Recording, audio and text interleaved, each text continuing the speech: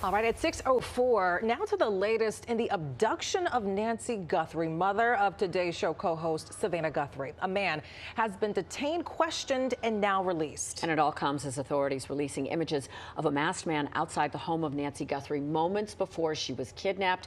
Pix 11's Kalorama joining us live in the studio with the latest on this, and just incredible how they were able to finally retrieve those images, a real technological feat. I was surprised at how long it took, but I guess this is a thing. Like, you know, you have to go to Google with the warrant, get the investigators to go back. She didn't have a subscription, so that was it. But I then was surprised. Once you release these images, then they say we have a person of interest. I thought, wow, the public is so engaged with this case, and they've called in some tips. But now we know. Several reports are now saying the person who was taken in for that questioning has now been released. Just hours ago, News Nation spoke with the mother-in-law of that person taken into custody. She claims she's the mother-in-law of that person, who said from the start her family has had nothing to do with this. But it was the latest lead from investigators in the search for Nancy Guthrie, bringing investigators to a house near the Mexico border. That house belongs to this woman, she claims, who also tells News Nation her son-in-law has been taken into custody by the FBI. She doesn't believe he's the man in those images released by the FBI.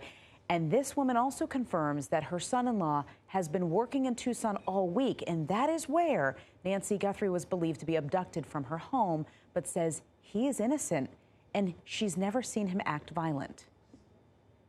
They went inside, they busted doors from my house.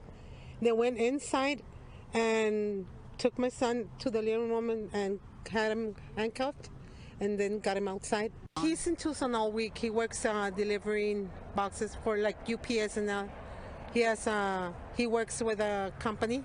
And I told him you can call the company that he works there and verify that he's working. These developments come just hours after the FBI released these images and video of a masked man armed with a gun that you can clearly see disabling Guthrie's doorbell surveillance retrieved from Nancy Guthrie's Nest camera. Investigators also searched Annie Guthrie's yard and the neighborhood once again last night. So you have to wonder what clues they have leading them to that positioning again. That person that was released from the FBI custody. The question is, are we back to square one? Do investigators know who they're looking for? Why in the first place did they stop him in a traffic stop and take him into custody? Was it the car that gave them some sort of alarm? Was it the description of him that they saw through a window?